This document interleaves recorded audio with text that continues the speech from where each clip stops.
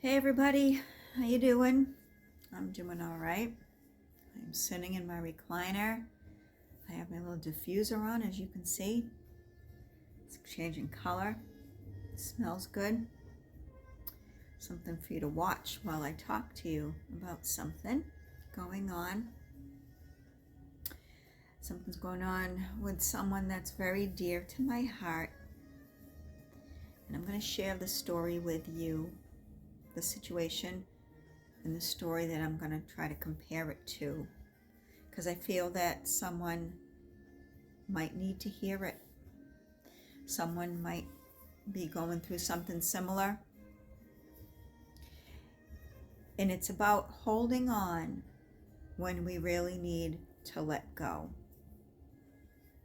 And we can be in a situation where we're holding on to all kinds of things. It can be a house that we can't afford. It can be bad memories or someone that we need to forgive. It can be grudges. It can be possessions, cars, and it can be people. And sometimes we know that things just aren't for us, or people aren't for us, or situations aren't for us. But for whatever reason, we want them so bad, so we hold on to them because we have this hope that things will get better. So we keep paying that bill or that mortgage, and we know that we can't afford this home. Or we keep paying for the cars and repairs and insurance while other things suffer. Other bills suffer because we want this car so bad. Or we hold on to a grudge because what that person did to us, they need to suffer. Or we hold on to a marriage or a bad relationship because that's what we want so bad, and we hope and we're waiting for that person to change if they're hurting us. And we're hoping for things to get better when we know that there's a good chance that it's not going to. And the only one that we're hurting really is ourselves. And I'm just going to throw a little situation or for instance out there. It's not a scenario because it's real life. And I don't mind sharing it with you because I've shared many things in my life with you on my channel here. And again, as I tell you all the time, the purpose of my channel is to help people through my experiences. Because I know that my experiences probably mirror someone else's. So, I have 4 children, 3 daughters and a son. And my children don't have the same dad. My son is not from my daughter's father. And my son, when I had him, I had a little boy, and I had this great man, someone I really loved. And, we had a pretty good life. We didn't have it all. When I met him, I had an apartment. And, we moved on to get a home or house. And I, had my daughters and I had my son. And a few years later, things started getting rocky. And there was infidelity, and it wasn't on my part.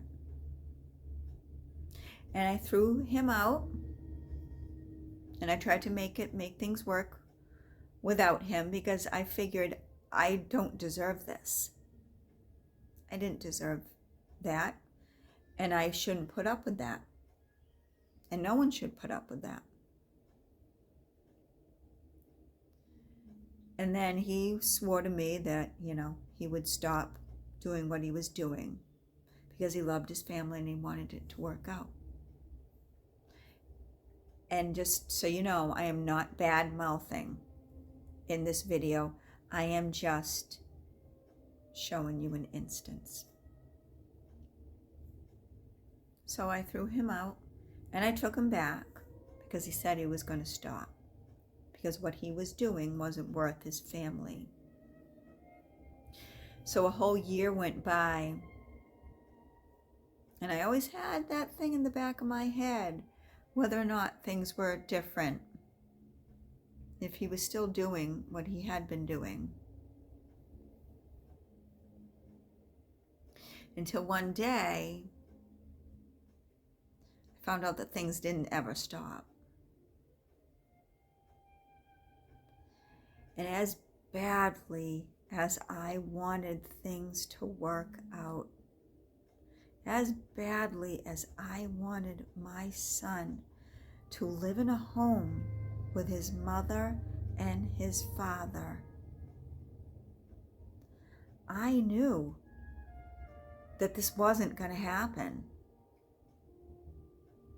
I knew that I couldn't go on with this hurt. I knew that I couldn't spend my life wondering. I knew that my son needed a different example. I did not want my son to live a life thinking that if my mom puts up with this, my wife should, or my girlfriend should. So as bad as I didn't want another failed relationship, I knew that I had to go.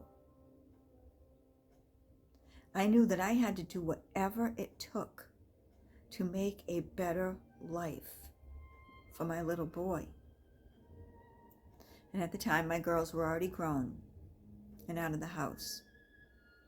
So I had to make that decision, a very uncomfortable decision, to either stay in a situation that was so unhealthy, that was robbing me of my happiness, robbing me of peace and calm in my mind, not knowing what is going on when I'm at work, tearing me apart, tearing me apart.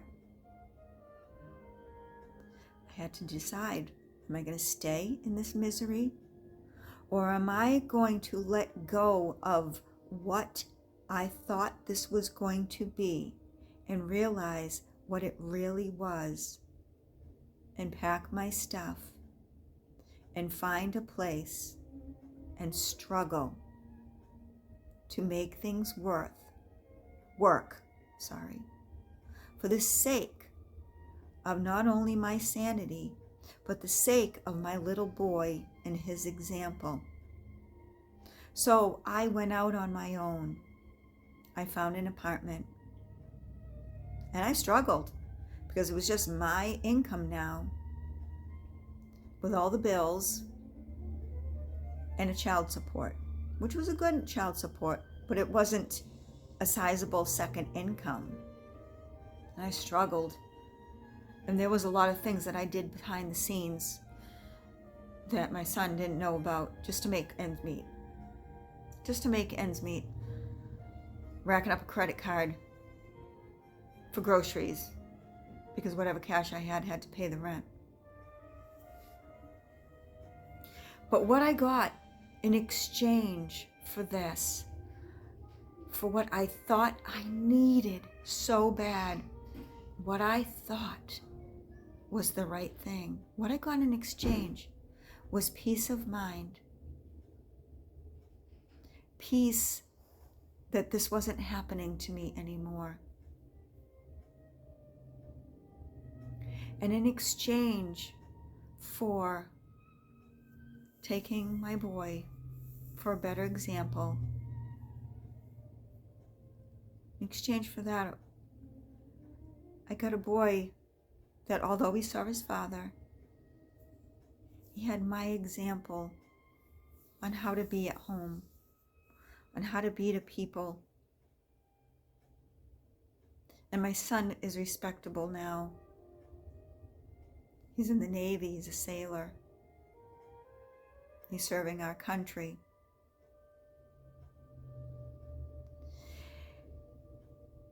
He didn't watch me bringing men to my home. My time with my son, he would see his father also. But the time that he was with me, I didn't have guys over and stuff. I was able to give him the example that I wanted him to have. So this sacrifice that I made of leaving a home, a house, that I knew was just a house, that there wasn't any love in there or respect, I gave up for a small apartment. And eventually, all my hard work paid off because I'm comfortable now. Got my son to a good spot in a respectable place, doing something so good. I had to let go of what I thought was right for me. So I'm comparing this with someone that's very close to me that has to let go of a vehicle that he worked hard for, bought, not rebuilt, improved. And it's just not working out financially. So this person's letting go of this car that he loves so much.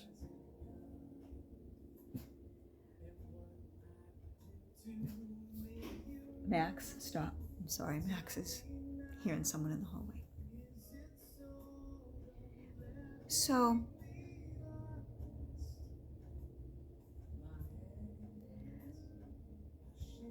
the beautiful car will come around again.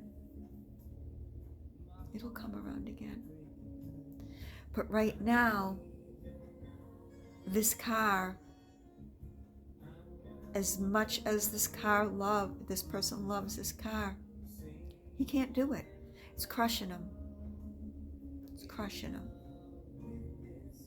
He's not able to live a full life because it's a car he can't afford.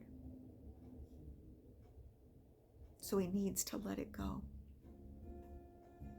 He needs to find something within his means.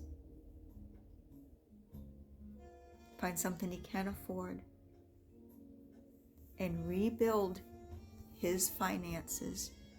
Rebuild things in his life. Rebuild his situation so that he can get to a good point. And that car will come around again. Sometimes in life we have to let things go and struggle to get to our place where we are comfortable.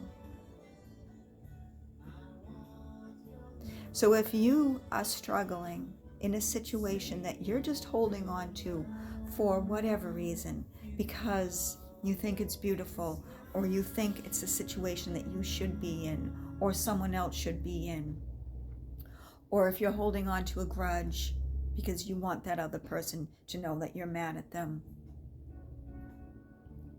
or if you're holding on to a person because you love them, but you're not getting that love back. Whatever you're holding on to, it's okay to let go. Get yourself to a point where you have that respect for yourself. You have that extra money in the bank. You have forgiveness for someone that's done you wrong. chances are what you're looking for, whether it's just another car or better finances or respect, will come. Let go of what is no longer serving you, however hard it is. Because I promise you, from experience, you are going to be okay. You're going to be okay. It's going to be okay. Thank you for watching. God bless you and have a good night.